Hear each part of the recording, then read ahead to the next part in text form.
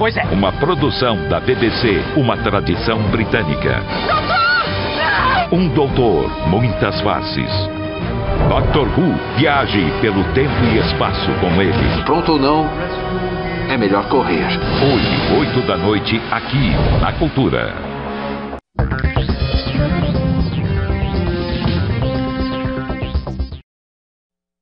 Jornal da Cultura Paulista. Apoio Cultural. Unimed. Cuidar de você. Esse é o plano. Escritório São Paulo de Contabilidade. Há 72 anos crescendo com sua empresa. Todeschini. O coração da casa.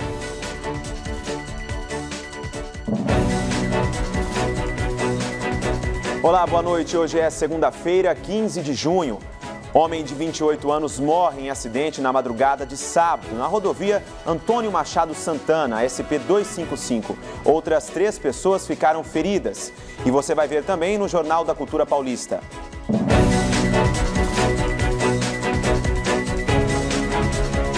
Morre cantor Miguel Servan, que com a irmã formava a dupla do Glacial. Câmara dos Deputados reduz idade mínima para candidatos a deputado, governador e senador. Medida divide opiniões. Se um jovem que tem uma cabeça muito boa e propostas ótimas para o país, ele não faria mal nenhum em entrar na política. Basta uma pesquisa que elas aparecem. Propagandas indesejadas surgem em vários sites acessados por usuários após buscas. Final de semana de música sertaneja. Caipiral das rádios reúne apaixonados pelo ritmo e garante diversão no domingo. Eu vim de fora, adorei, tá super legal, maravilhoso.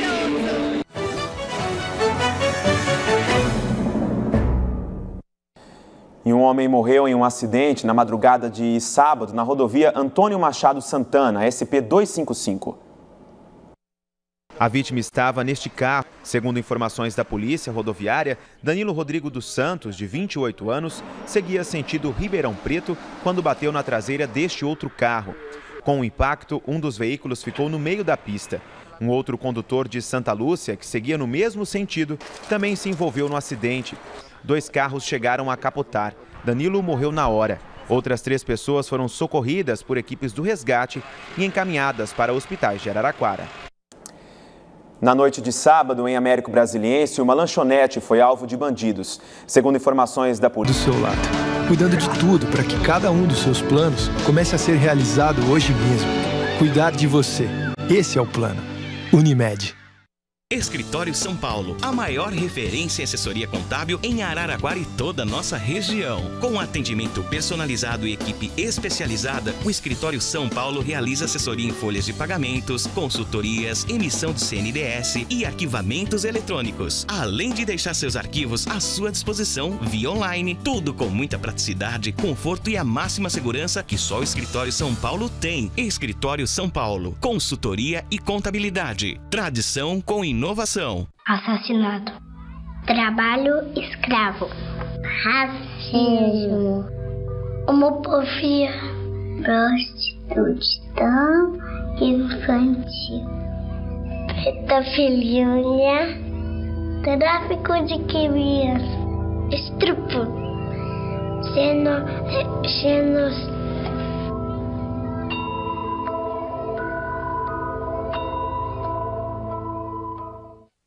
Castelinho, 41 anos de sucesso. Hoje o destaque para você que acompanha a TV Cultura Paulista são os armários, gabinetes e cubas para banheiro, além dos espelhos, que proporcionam ali uma decoração muito legal para o seu banheiro. Armários de várias medidas, várias cores, amplos, muito legais. Olha, por exemplo, esse armário aqui. Quanto espaço que você tem nessa gaveta e no armário inferior. Além da cuba, que já vem junto com o gabinete. Esse armário é muito bonito, tem um espaço interno muito grande, muito legal e a portinha é toda ela espelhada. Aqui no Castelinho você encontra também cubas decorativas, cubas especiais, produtos artesanais, todos diferenciados que vão dar um charme especial no seu banheiro. E aqui no Castelinho você paga tudo em 10 vezes sem nada de juros. Conta com a garantia e com profissionais treinados para te dar toda a informação que você precisa no momento da compra. Castelinho, 41 anos de sucesso. Castelinho, casa com final feliz. Quintal do Carmo, completo, agradável e único. No Quintal, você encontra uma excelente gastronomia e um ambiente muito agradável. Pratos frios e quentes, porções, comida japonesa, pizzas, bebidas e muito mais. Tudo em um belíssimo espaço e com estacionamento próprio. De segunda a sexta, almoço por quilo e executivo. E aos sábados, a deliciosa feijoada e pratos executivos. Esperamos por você, seus amigos e sua família.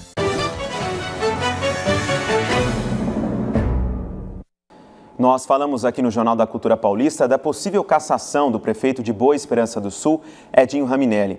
Em sessão realizada no sábado, o chefe do executivo foi cassado por 8 votos a favor.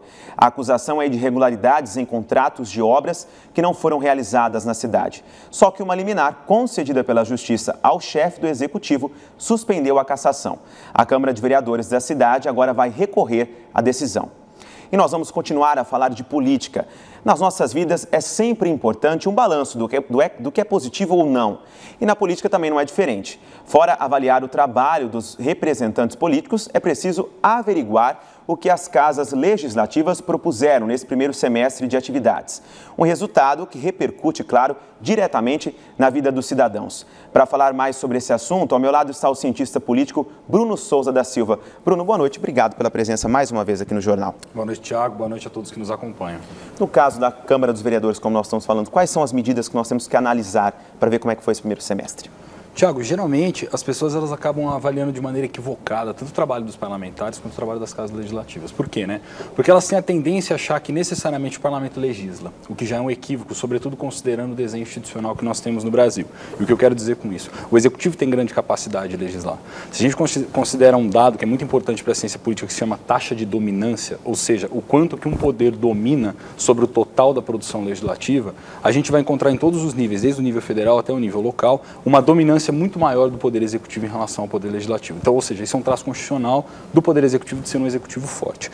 Então, a questão é a seguinte, quando você vai avaliar a qualidade de um trabalho de uma casa legislativa, não basta saber os totais de projetos de lei que são apresentados. É preciso compreender melhor a especificidade da atividade parlamentar. E no que diz respeito ao vereador, inclusive, é preciso considerar 2 dimensões que eu diria que são muito importantes. A primeira delas que é o seguinte, que é a impossibilidade dos vereadores apresentarem esses projetos que impliquem custos. Então, ou seja, isso muitas das vezes não é claro para a população. A população cobra do vereador coisas que muitas vezes não é da sua iniciativa e nem da sua competência legislativa, seria de competência do Poder Executivo. Né? E as pessoas atribuem isso. Por exemplo, né, ampliação de asfalto, né, construção de mais postos de saúde, etc. Então, ou seja, isso não é competência do vereador, seria competência do executivo. E algumas pessoas, inclusive, cobram, né, falam, olha, os vereadores não apresentam um projeto que traz um bem tangível, algo que a gente consegue visualizar para o município. Confundem, tá certo? Acabam confundindo a responsabilidade. E um segundo conjunto de impossibilidades também que é importante, que é o seguinte, os vereadores não podem propor nada que atribuem novas responsabilidades para a administração municipal, ou seja, um incremento ou uma melhoria de um determinado tipo de serviço. Por isso que eu digo sempre o seguinte,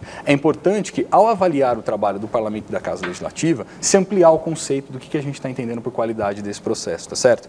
É preciso, então, que a gente compreenda, por exemplo, o quanto que os vereadores eles alteram projetos que chegam do Executivo. E aqui eu estou pensando principalmente nos projetos que dizem respeito ao orçamento, à lei orçamentária. O quanto eles apresentam de emendas destinando novos recursos, ou mesmo o quanto eles conseguem emendar a lei orgânica destinando novas dotações orçamentárias para as áreas estratégicas do município, tá certo?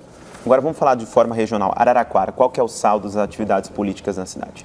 O saldo das atividades políticas de Araraquara, eu até inclusive peguei o dado só para a gente ter uma ideia, né, já que tantas pessoas avaliam quantitativamente, as médias elas têm se mantido as mesmas ao longo dos anos anteriores. Se a gente compara esse ano de 2015, ele tem se mantido igual aos outros. Até agora nós tivemos 97 projetos de lei ordinária apresentados, 5 projetos de lei complementar, 1.518 indicações e 397 requerimentos. É importante destacar o seguinte, quando eu digo as indicações e os requerimentos, esse é um universo pouco explorado da atividade. Por quê? Porque da atividade parlamentar, né? Por quê? Porque isso não conta como produção legislativa do vereador, mas é um instrumento que é recorrentemente utilizado por ele, tá certo? Então é preciso que quando as pessoas vão avaliar a qualidade desse trabalho, elas consigam captar tanto aquilo que diz respeito à legislação formal, quanto aquilo que está para além da legislação formal e que é importante importante e que implica também, por exemplo, o quanto o vereador consegue trazer temas importantes para ser discutido em plenário, o quanto o vereador ele consegue constituir, né, ou mesmo instituir comissões especiais de estudos para assuntos estratégicos, como a gente teve, por exemplo, para pensar o caso da mobilidade urbana aqui no município, está correto? Então, ou seja, é preciso ampliar o universo para uma questão mais qualitativa e menos quantitativa, porque se a gente fica no quantitativo, os dados eles acabam se repetindo ao longo do período e a gente fica sem saber, sem ter um parâmetro muito claro de avaliação. Eu vou pedir para você continuar aqui com a gente na bancada, a gente vai ver uma matéria juntos, porque a Câmara dos Deputados reduziu a idade mínima para candidatos a deputado, governador e senador. Mas aí fica uma pergunta no ar, claro. Será que os jovens brasileiros estão interessados e, mais que isso, preparados para entrar na vida política?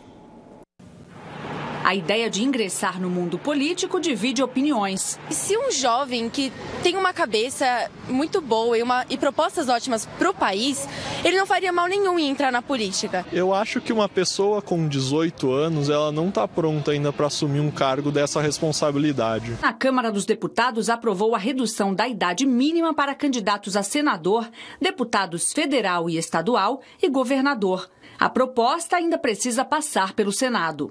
Mas a participação de jovens na vida pública brasileira ainda é pequena. Nas eleições de 2014, segundo o Tribunal Superior Eleitoral, dos mais de 26 mil candidatos, apenas 1.600 tinham entre 18 e 29 anos. Aos 18 anos, o jovem já pode definir os rumos do país por meio do voto e já responde na justiça por seus atos e infrações. Mas fica a dúvida, será que existe um preparo específico para se tornar político e lidar com as pressões e responsabilidades que o cargo exige? Eu acho que um jovem de 18 anos que está submetido a processos de educação adequado, de escolaridade adequada, de discussão política adequada, responderá, em termos de maturidade, muito mais do que um outro que não esteja submetido a isso. Bruno continua com a gente aqui na bancada. Bruno, nós vimos na matéria alguns casos chegando aí até os 18 anos. Sua opinião como cientista político, o jovem está preparado ou a gente precisa começar a se preocupar pelos dados que a matéria mostrou? Foram poucos os com 18 anos que exerceram o direito ao voto. Eu diria o seguinte, Tiago, a redução das idades, né, para os cargos não é um problema em si. Tá certo? Eu digo isso por quê? Porque há um baixo espaço de participação do jovem dentro dos partidos. E aí o que eu quero dizer é assim, deles serem candidatos viáveis para serem eleitos. Né? O dado mostrou isso da quantidade de candidaturas que a gente teve da faixa dos 18 aos 29 anos. Né? Então, ou seja, a redução da idade em si não é um problema. A grande questão é o seguinte, é preciso ter alguns mínimos maiores para cargos federais? Aí eu acredito que seja um fator importante. Por quê? Porque é necessário para algumas atribuições políticas, como eu estou pensando aqui na função de um senador, de um deputado federal, que se tenha uma certa expertise política, ou seja, uma certa experiência, uma certa inteligência política. Tá ok? Agora, é fundamental que outros cargos mais elementares, como é o caso do vereador, de vereadores, por exemplo, que não foi alterado pela Câmara, se mantenham aos 18 anos. Por quê? Porque isso, inclusive, é uma porta de entrada para o jovem poder entrar na política. Né? Ou seja, é um primeiro momento no qual ele vai ter uma experiência ali de como funciona o parlamento, de como se desenvolve uma atividade legislativa. E aí isso é fundamental. E eu reitero, inclusive, a fala, né, do nosso colega, o professor Marco Aurélio Nogueira, no seguinte sentido, é preciso processo de educação política. Se a gente não ensina política, e mais do que isso, se a gente não ensina os jovens a valorizar a democracia, os seus procedimentos e a compreender, sobretudo, a importância do parlamento para a vida em democracia, é claro que cada vez mais a gente vai afastar esse jovem da política. E aí a questão da idade vai ser indiferente, porque ele tendo 18 ou 30 anos, o interesse dele vai ser muito menor. Então a questão da idade em si não traz um problema, né? São as questões que estão por trás dela, que é importante ser averiguadas. Ok, Bruno, obrigado pelas informações mais uma vez, pela presença no Jornal da Cultura Paulista. Obrigado, Thiago, e desejo uma boa noite a todos. Obrigado. Olha, quem nunca se incomodou com aquelas propagandas que surgem de repente durante uma busca na internet? O Marco Civil não tem regras claras que proíbam esses anúncios. Basta uma simples pesquisa num site de busca de hotéis no Rio de Janeiro, por exemplo. Depois disso, todas as próximas páginas acessadas vão apresentar diversos anúncios de hospedagem na cidade maravilhosa. Coincidência? Nada disso. São arquivos instalados pelos sites no momento da navegação que registram as atividades do internauta e repassam para empresas de publicidade, por exemplo, esse comportamento na rede. São chamados cookies, arquivos que armazenam informações do comportamento dos usuários. Com esses dados, os sites gravam previsões preferências de acesso e oferecem propagandas personalizadas. Na Europa, alguns países aprovaram uma lei que proíbe sites e aplicativos de vigiarem hábitos dos usuários. Aqui no Brasil, segundo este professor de tecnologia, o uso do cookie não é ilegal, mas também não há regras claras no Marco Civil da Internet, aprovado no ano passado pelo Senado. Porque aquela informação pode ser levada a diversas outras empresas que sejam legais ou não legais, e isso pode gerar até roubo de informações que não são autorizadas, assim por diante. Então é um perigo de segurança. O Ministério da Justiça analisa um anteprojeto de lei que pode trazer mais segurança sobre o uso da tecnologia de rastreamento. Enquanto isso, esse advogado de direito digital diz que é fundamental que o internauta leia os termos de condições antes de aceitar navegar ou baixar um aplicativo. O usuário ele precisa ler atentamente para saber efetivamente quais dados serão coletados dele e se ele concorda com aquele tipo de coleta. Já Adriano se incomoda e sabe o que fazer quando não quer que rastreiem suas buscas. Eu faço Ctrl+Shift+N e abro uma janela anônima no próprio navegador. Eu faço isso para não deixar rastros da minha verificação e nem comprometer meus dados. No próximo bloco, nós vamos falar sobre doação de sangue. Mais uma vez, os estoques estão baixos na região. E ainda... Caipiral das Rádios reúne apaixonados pela música sertaneja. Nós voltamos já. Em breve, São Carlos vai ganhar um novo centro comercial, o Passeio São Carlos. Um mix de lojas de conveniência e serviços com mais de 450 vagas de estacionamento gratuito, localizado em uma área privilegiada da cidade. Supermercado, academia, drive-thru, praça de alimentação e home center, distribuídos em espaços abertos, modernos e agradáveis. Conheça o projeto e faça parte você também. Passeio São Carlos, o melhor ponto para sua loja.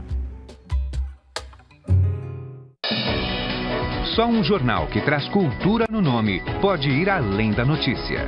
No Jornal da Cultura, a informação clara e direta. Veja também nesta edição. Debate dos últimos acontecimentos e a sua participação ao vivo.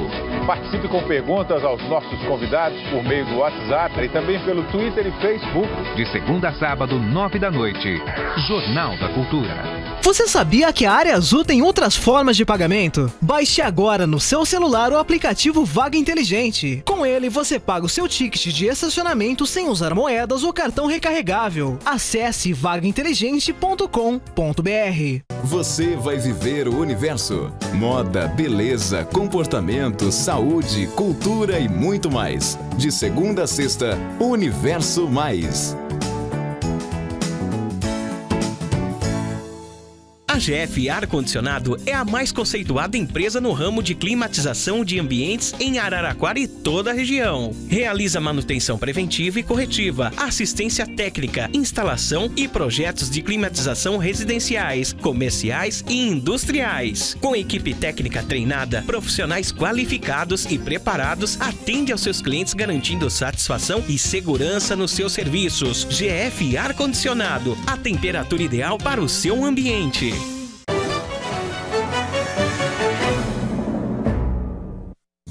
Previsão do tempo.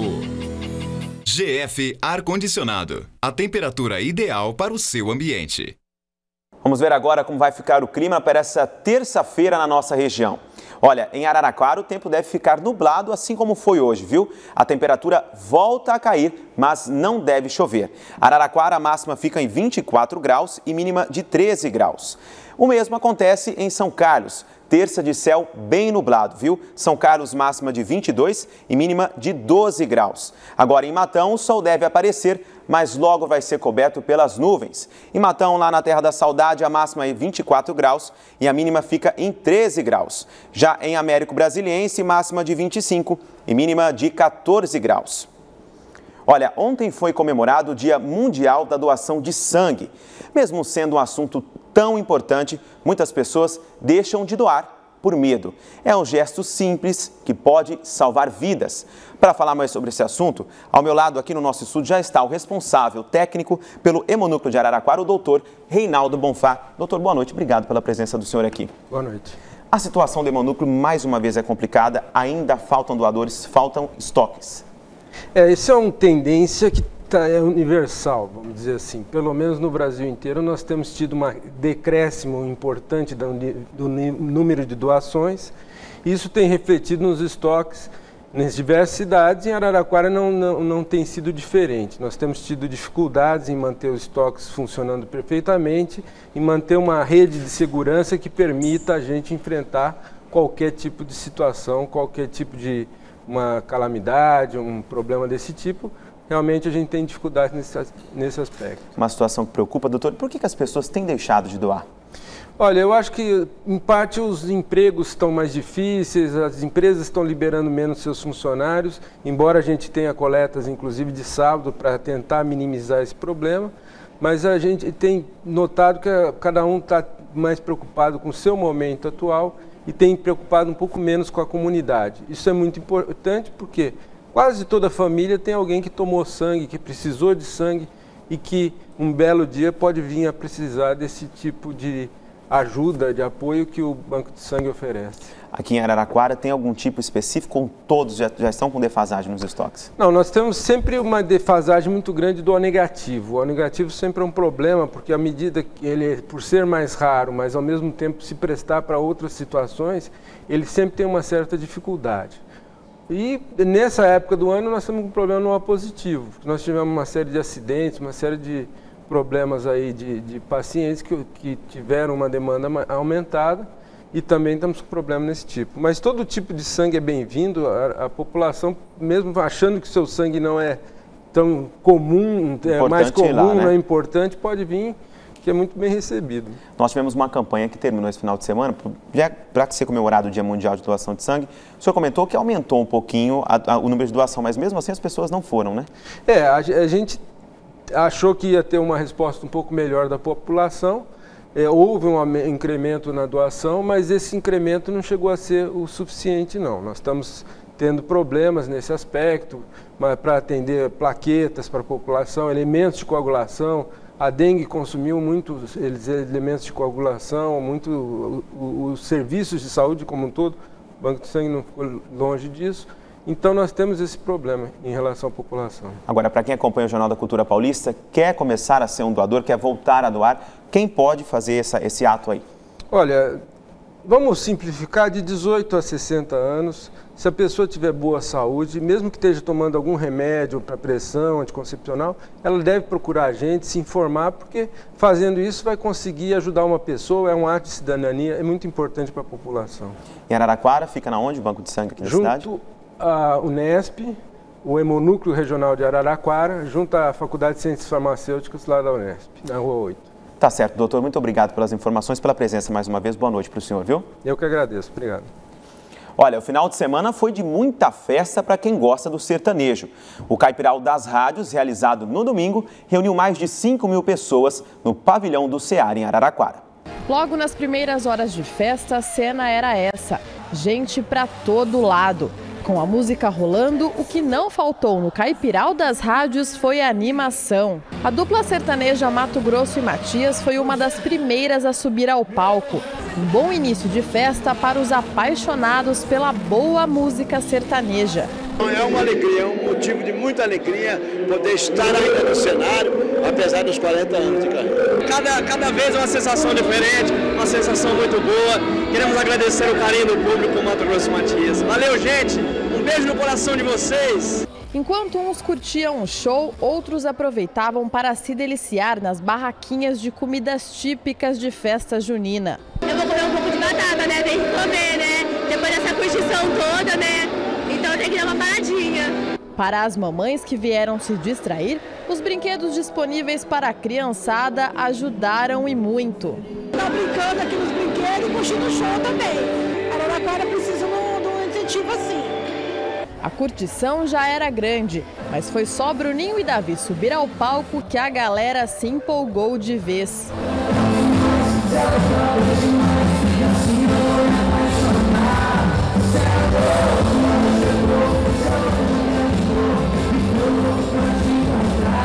Muito legal, muito emocionante, eles são lindos.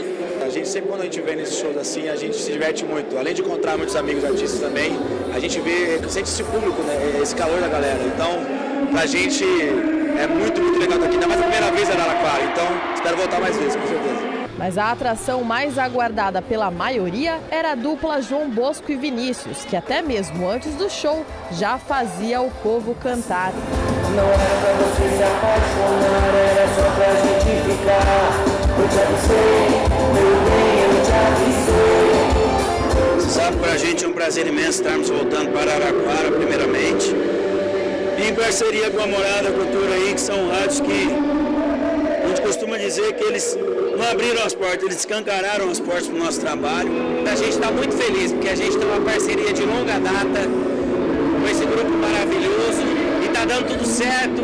E a nossa mensagem também é em forma de agradecimento, agradecer tudo que as pessoas fazem pelo nosso trabalho. A primeira edição da festa contou com mais de 5.000 pessoas e foi marcada pela aprovação do público. Eles capricharam muito, tá muito legal, os artistas são bem legais também. Com certeza, deu pra trazer todo mundo pra curtir, eu vim de fora, adorei, tá super legal, maravilhoso. Show demais, eu espero que o ano que vem tenha de novo. Lotado, galera animada e vamos que vamos.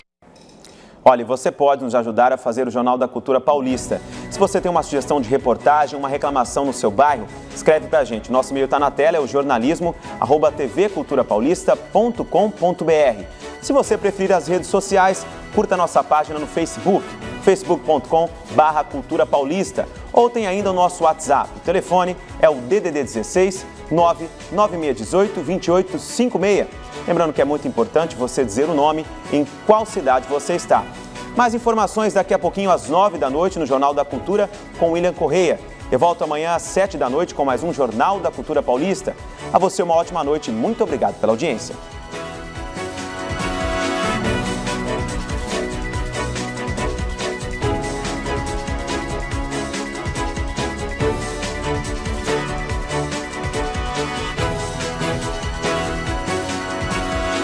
Jornal da Cultura Paulista. Apoio Cultural. Unimed. Cuidar de você. Esse é o plano. Escritório São Paulo de Contabilidade. Há 72 anos crescendo com sua empresa. Todeschini. O coração da casa.